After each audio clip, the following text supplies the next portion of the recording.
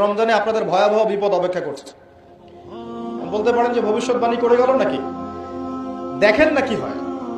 কথাটা আগে শোনেন তো, কথাটা শুনে আগে দেখেন তো কি হয়। ইসলামিক সলিউশন কি? অন্যের পাশে দাঁড়ানো। ইসলামিক সলিউশন কি? অপচয় কমানো। ইসলামিক সলিউশন কি? জাকাতগুলো দেয়া। যখন ধনীরা জাকাতগুলো দেয়া শুরু করবে তখন দরিদ্রর পেটে গিয়ে ভাত পড়বে। ধনীদের সম্পদে যে জাকাত আছে, এই জাকাতগুলো যখন আপনারা সুষ্ঠুভাবে বন্টন করবেন তখন গরিবের পেটে ভাত পড়বে। শুধু এইসব তন্ত্র মন্ত্র আর খাতা কলমের ইকোনমিক্স দিয়ে সমাজে শান্তি প্রতিষ্ঠা হবে না। খাতা কলম বইপত্রের অর্থনীতি দিয়ে সমাজে শান্তি প্রতিষ্ঠা হয় না, বরং সমাজে কি হয়? পুঁজিবাদ হয়। পুঁজিবাদ কি জিনিস?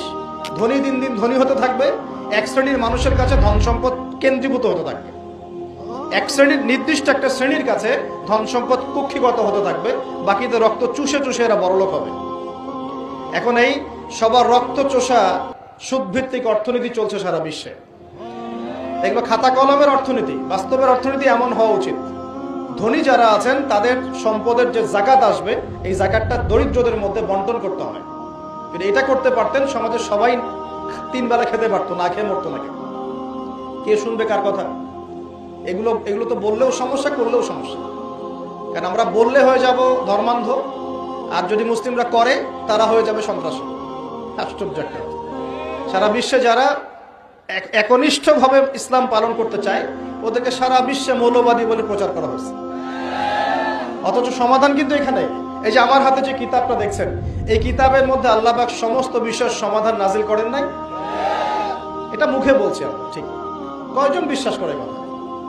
কয়জন সত্যি মন থেকে বিশ্বাস করে যে আল কুরআনুল কারীমে সত্যি সত্যি আল্লাহ পাক সমস্ত বিষয়ের সমাধান নাজিল করেছে?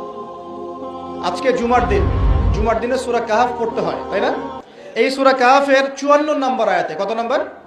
54 নম্বর আয়াতে আল্লাহ পাক বলছেন, ওয়ালাকাদ সাররাফনা ফি হাদাল কুরআন লিন-নাস মিন কুল্লি মাসাল। আল্লাহ বলেছেন, দেখে নিন, আল্লাহ বলছেন নিঃসন্দেহে, নিঃসংকোচে, অবশ্যই আমি এই কোরআনের মধ্যে শুধু মুসলিমদের জন্য নয়, পুরো মানব জাতির জন্য সমস্ত বিষয় ব্যাখ্যা করেছে।